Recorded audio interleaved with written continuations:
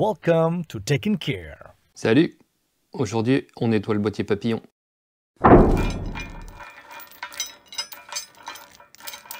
Boîtier papillon d'air, d'admission d'air. Donc ça, attention, très fragile. Aujourd'hui, en fait, on va nettoyer, enlever toutes les traces de suie en fait qu'on peut avoir à l'intérieur. Et on va également changer le joint qui est là. Par un petit joint, enfin tu commences à me connaître hein, d'origine. J'aime bien les pièces d'origine moi. Quand on peut le faire, franchement, je trouve qu'il n'y a pas meilleure qualité. Et donc pour nettoyer en fait ce boîtier papillon, je vais utiliser le même produit que j'ai utilisé pour nettoyer la soupape de ralenti qu'on a nettoyé la dernière fois. Donc là par contre c'est un produit qui est vraiment spécifique pour, et pareil je te mets le lien dans la description. C'est pas sponsorisé, je préfère toujours le dire même si je mets un message en début de vidéo. Ça avait quand même super bien marché pour la soupape de ralenti. En fait ça dégage tout ce qui est suie de carbone quoi. Donc comme on peut avoir en fait sur ce boîtier là. Attention, attention, attention. C'est pas moi qui le dis, hein, mais à chaque fois que je te fais une vidéo, globalement je fais quand même pas mal de recherches avant. Il est fortement conseillé d'éviter de bouger le papillon. Donc ne mets pas tes doigts dedans.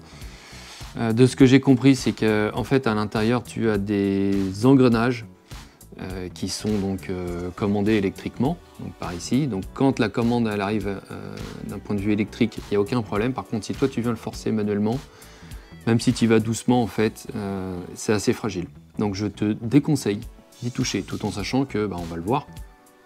On va voir. On peut le nettoyer sans toucher à ce papillon. Take and care. Je vais faire comme la dernière fois pour la soupape de ralenti. Je reprends une gamelle, c'est la même. Hein.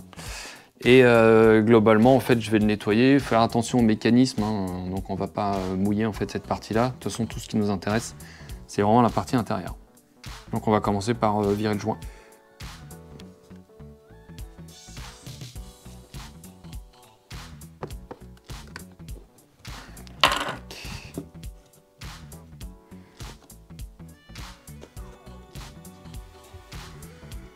Le joint est encore très bon, hein. Franchement. Tu vois, j'ai vraiment des traces de sable. Je sais pas, il y a dû y avoir un mode 4x4 sur cette voiture, c'est pas possible.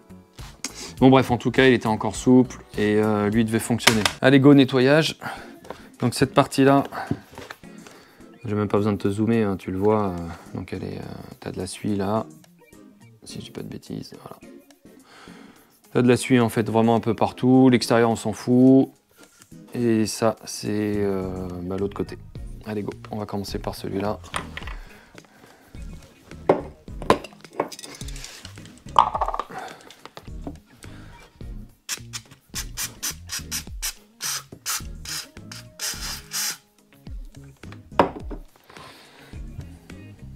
Alors j'utilise toujours mon petit pinceau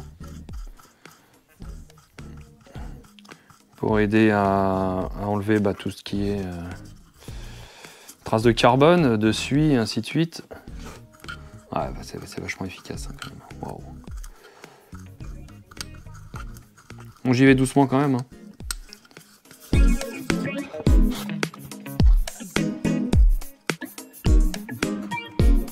Voilà.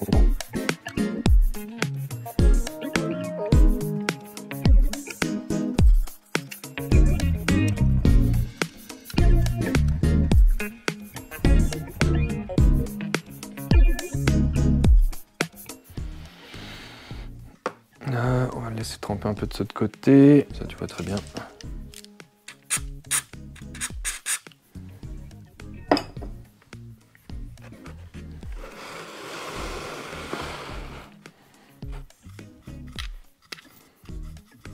Wow. Faut que je te montre. Bien.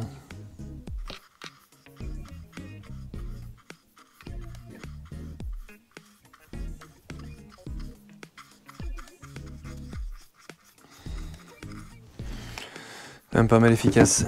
Tu vois, j'en ai oublié de mettre mes gants. Take and care.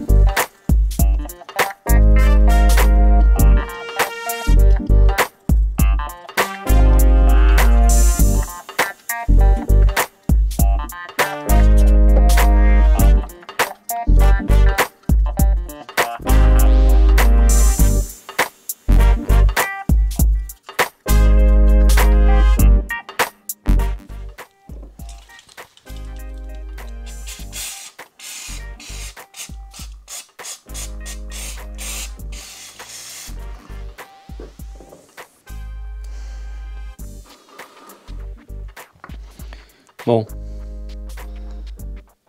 On est quand même vraiment pas mal. Bon, je termine ça. Propre, hein.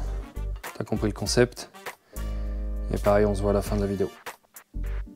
Bon, encore une fois, hein. Le produit là, il décrase vraiment nickel. Voilà, donc là, pas de problème particulier. Regarde-moi ça.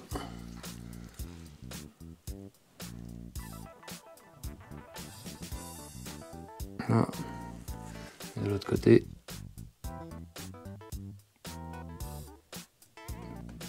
Nickel. Eh, c'est vraiment tentant. T'as qu'une envie, c'est d'appuyer dessus, l'ouvrir, ainsi de suite, faire les petits recoins. Mais après, toi, tu fais ce que tu veux. Moi, de tout ce que j'ai lu, on m'a dit pas toucher, je ne touche pas. Donc maintenant, je remplace le joint. Donc ça, c'est l'ancien joint. Même s'il était nickel, je le remplace. Alors tout à l'heure, je disais qu'il n'y avait pas de sens, mais si. En fait, il y a un...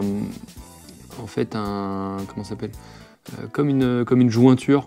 En fait, là, je sais pas si tu la vois. Elle est à gauche, là, complètement. Tiens, je te la montre là. Comme ça. Donc cette jointure, en fait, elle est vers le haut. Voilà. Donc ça, on va le remettre. Et globalement, tu vois, il y a des écritures. Là, par exemple, il y a écrit FPM. Là. Et bah, en fait, il faut que tu arrives à le lire et tu le mets dans ce sens-là. Bon, allez, go. Bon, moi, j'ai mis un bon coup de soufflette partout. On remet notre ami en place.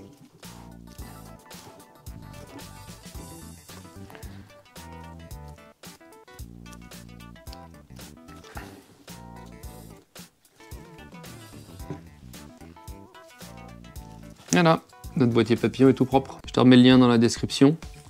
Et pour moi, pareil, hein, valider là-dessus, c'est vraiment que du bonheur. Et ça permet d'avoir ton boîtier papillon tout propre.